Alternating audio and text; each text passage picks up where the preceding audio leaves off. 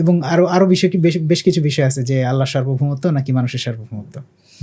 তো এই জিনিসগুলোর কনফ্লিক্টস খুব ইজিলি রিমুভ করা যায়, কারণ আল্লাহ সার্বভৌমত্ব ভিন্ন জিনিস। ওটা তো কোনো দেশ, কোনো বাউন্ডারি এগুলোর মধ্যে পড়ে না।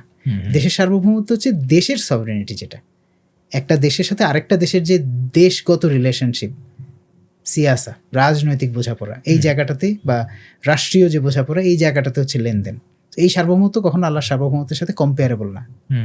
ধরেন আপনি একটা মগ বানাইছেন আর আল্লাহ একটা গাছ বানাইছে, দুইটা কখনো কম্পেয়ার করা যায়? এটা তো সৃষ্টির সৃষ্টি। সো সার্বভৌমত্ব হচ্ছে সৃষ্টির সার্বভৌমত্ব, আল্লাহর সার্বভৌমত্ব না কখনো। সো যারা ডেমোক্রেসিকে এই দিক থেকে মনে করেন যে ঠিক না, তাদের মনে হয় আরেকটু রিথিঙ্ক করার সুযোগ আছে যে সার্বভৌমত্ব শব্দটা আমরা ব্যবহার করলেই সরাসরি এটা আল্লাহর কাছে নিয়ে যাওয়া উচিত না।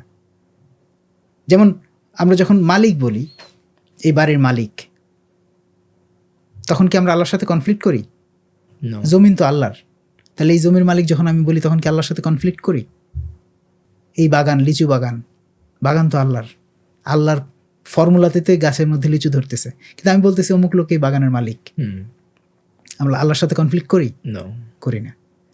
তো যদি এইসব ব্যাপারটা এখানে লেক্সিক্যাল মিনিং হিসেবে ব্যবহৃত হচ্ছে কিন্তু অনেক ক্ষেত্রেই, এবং একই সঙ্গে আপনার এটা তো একটা ক্ষুদ্র অর্থে। হ্যাঁ, ধরেন আব্দুল মালিক কারো নাম থাকলে তাকে যখন মালিক বলে আমরা ডাকি, এটা কনফ্লিক্ট করে না, কারণ সে কোনো না কোনো কিছুর মালিক অবশ্যই, সে আল্লাহর মতো মালিক না। এটা একটা বোঝাপড়ার ব্যাপার। আপনি মানে সব জিনিস চাইলেই আপনি আল্লাহর কাছে নিয়ে যাবেন কেন? যে জিনিস আল্লাহ স্পেসিফিক করে দিছে সেই জিনিসই শুধুমাত্র আল্লাহর হুকুম আহকামের মধ্যে পড়বে, বাকি জিনিসগুলো আল্লাহর ওই হুকুম আহকামের প্রিন্সিপাল অনুযায়ী চলবে। এখন যখন রাষ্ট্রের সার্বভৌমত্ব বলা হয়, রাষ্ট্রের মানে সর্বোচ্চ সার্বভৌমত্বই হচ্ছে লিমিটেড একটা জায়গায়, এটা আল্লাহর সাথে কানেক্টেড না। আল্লাহ সমগ্র পৃথিবীর সার্বভৌমত্ব আল্লাহর, বিশ্ব জগতের সার্বভৌমত্ব আল্লাহর। যার ফলে লিমিটেড জায়গাকে আল্লাহকে ফিট করার চেয়ে আল্লাহকে আল্লাহর বড় জায়গাটাতে রেখে আমরা যদি লিমিটেড জায়গাটাকে লিমিটেড হিসেবে চর্চা করি, তাহলে কিন্তু এটাকে কাস্টমাইজ করার একটা অথরিটি আমার তৈরি হয়। আপনি তো ডিনাই করে আপনি অথরিটিটাই নষ্ট করে দিচ্ছেন। এটা রিথিঙ্ক করার, আপনি এটাই বলছেন, এটা সত্য।